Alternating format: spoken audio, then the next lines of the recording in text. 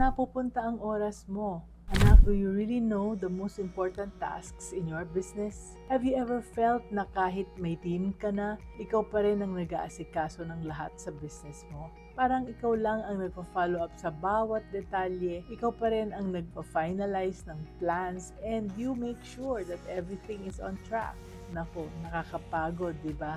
Meet Denise. She runs a landscaping business. At first, may helper siya at akala niya okay na. Pero habang lumalaki ang business niya, na-realize niya na siya pa rin pala ang gumagawa ng lahat. From client consultations, design planning, sourcing materials, installations, lahat na.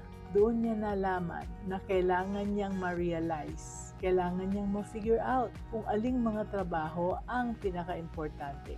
Ganito yan, anak. Kung hindi mo alam kung ano ang pinaka-importanteng tasks sa business mo, paano ka makakagawa ng system at paano ka magsisimula? So Denise listed all the core activities that keep her business running.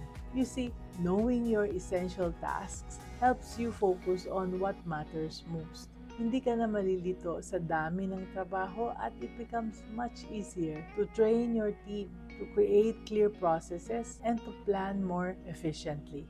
Anak, ito ang lesson. Focus first on the tasks that really drive your business. Dahil pag alam mo na kung alin yan ng mga yan, everything else becomes easier. So let's be business-minded Pinoy. And if you want to spend more time growing your business, stop getting stuck in repetitive tasks. The Get One Task Off Your Plate mini course will teach you how to delegate and get your time back. Check the link in the comments.